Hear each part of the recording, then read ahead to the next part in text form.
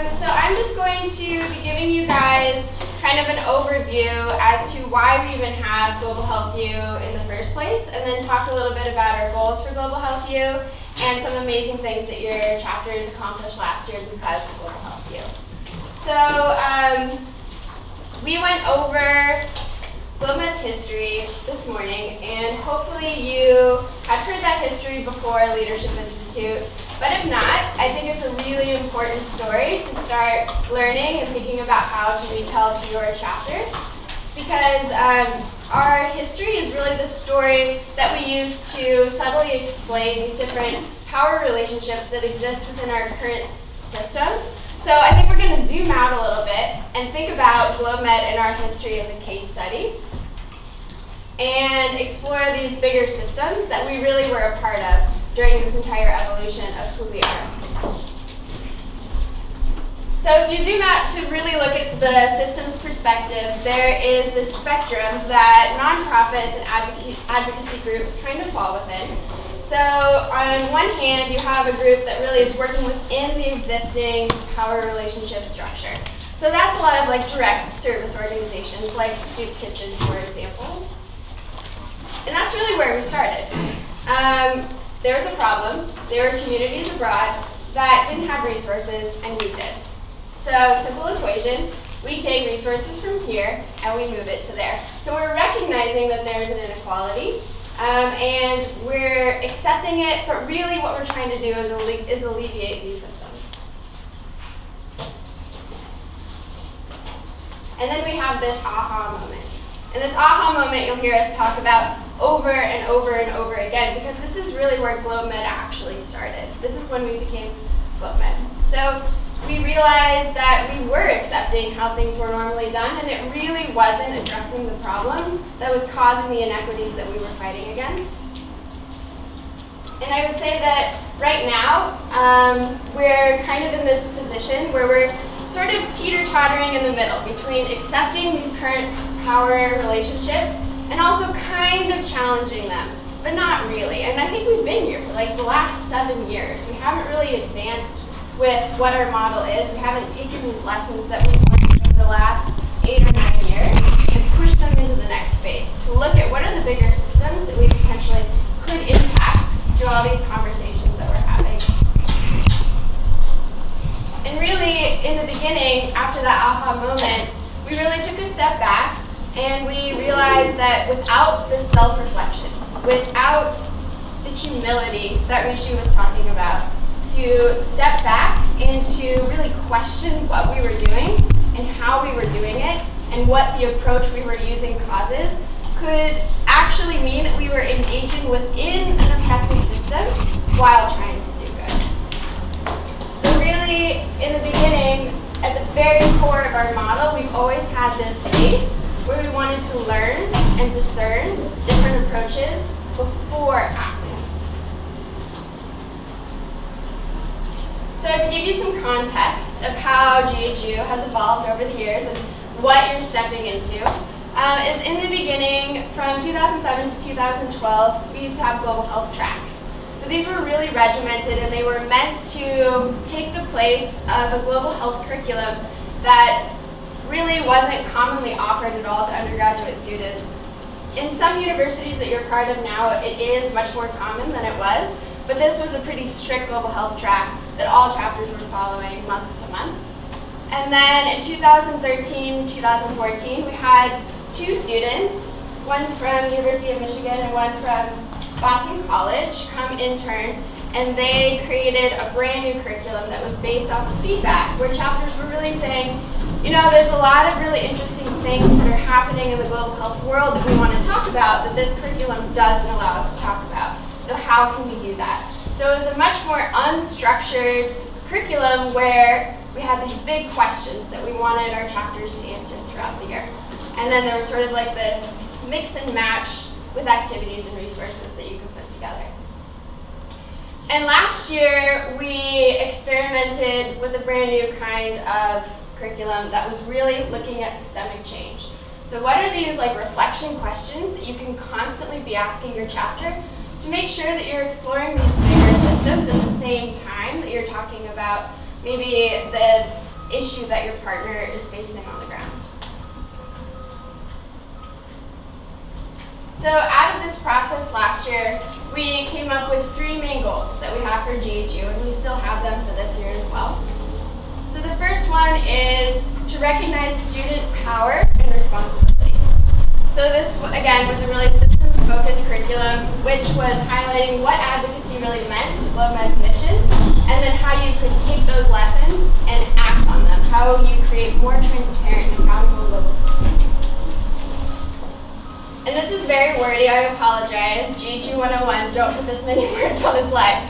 But I think it's a really powerful piece of a blog post that Lily Cohen, who was a freshman at GlobeMed at Brown, wrote for us last year. So I'm going to give you a minute to read through it before I explain.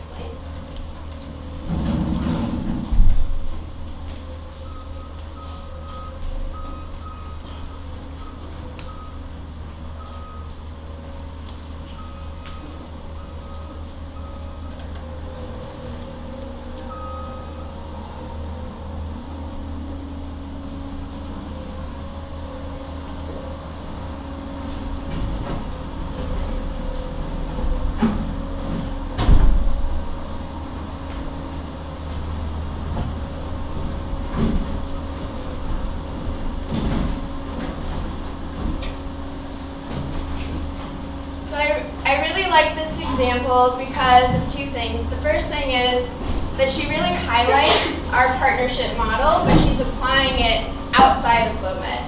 So within our partnership model, we are really advocating for our partners on the ground. We push to center their voices and push the decision-making power back into their hands instead of the way it traditionally is between a donor and a grantee, for example.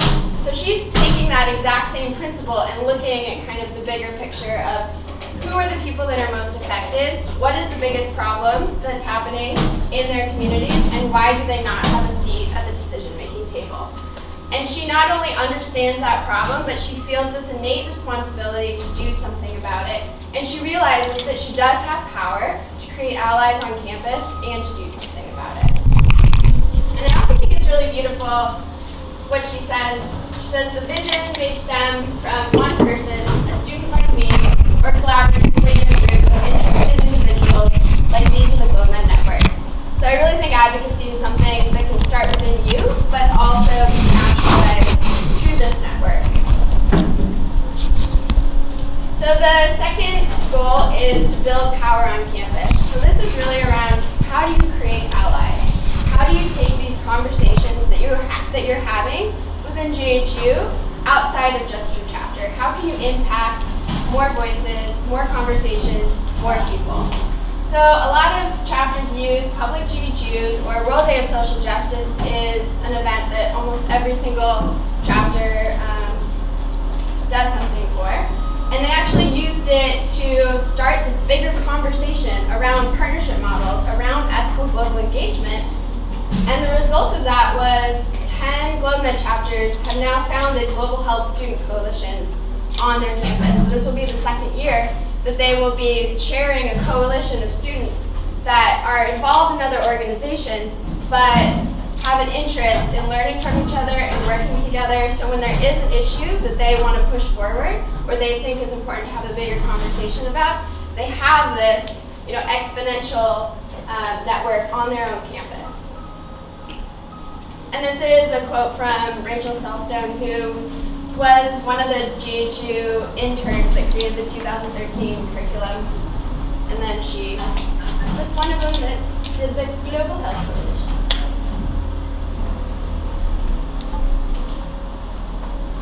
And then lastly, thought leadership. So I think it's great that you guys are having these really fantastic conversations within GHU in your chapter. But taking these ideas outside of your chapter and being known as a thought leader on campus, somebody that's igniting these conversations with not just your chapter, but other people that are interested, but just might not even know that you exist. So publicly being out there, being bold with these ideas through publishing blogs, publishing articles. There was a few chapters that appeared in news segments that were really highlighting the work that their partner did. And one of the things that a lot of you, or raise your hand if you participated in the Article 25 Day of Action. Awesome, that's a lot of you. So this was just a flyer from Loyola did a candlelight vigil. The other Chicago chapters came and supported it. And it was a day of action for the right to health, and that's just really putting action behind what you're talking about. We're talking about creating this movement for health equity, but what does that look like? This is an example of what that can look like. This is an example of a chapter being bold and really stepping up to be a thought leader on their campus. So last year we also had the first GHU working group, and they had a couple of big tasks on their plate. So those of you that were here for LI last year, we had a think tank that was saying like, hey, if you had an entire working group that was devoted to thinking about what would be most important for GHU coordinators in the future, one of the things that came out of that was, well, if we're going to do advocacy as GlobeMed, we need to define advocacy and what that really means for our chapter. So this is the working definition. So thoughtfully supporting an idea, cause, or person through strategic action. And strategic action is really important. So that means that you're intentionally doing tactics that are putting pressure on a person that can make a decision. So there's something you want to change, and it's great to raise awareness, but how can you turn those events into something that can actually create a tangible impact? And they saw it as sort of this three-tiered approach. So first, every chapter should really understand what advocacy means in terms of a chapter and a partner relationship. That our partnership model is really this tool to empower and advocate for our partner. And once you feel like your chapter has that solid understanding of our partnership model and what it means to advocate in that way, moving on to the second space, which is really looking at what spheres do you have influence on as students. So you're a tuition-paying constituent of your university, if you think about it that way. You do have power on your campus, and if you want to practice doing some of these more tangible acts of advocacy, your university space is the sphere that you have influence. And then lastly, once you feel like that's something that you have a hang of, you have a global health coalition, you're putting forward charters on global engagement, which somebody did last year. There's all sorts of things you can do, and you really want to bring these tangible skills to create kind of like bigger systemic change in the global landscape. Then you have this third tier where we work with other organizations like Results in DC that are really doing fantastic lobbying and other more, I think, traditional community organizing models of advocacy that you guys probably think of when you hear the term advocacy. So, 2015, 2016, and now it's your turn. So hopefully next year I'll be up here talking about all the incredible things that you guys have managed to accomplish throughout the year. But where do you start? So you guys have the privilege of guiding your chapter through the 10th year of GlobeMed. So we're turning 10 this year. It's a hallmark year for us. And if you guys actually want to pull out your GHU handbooks,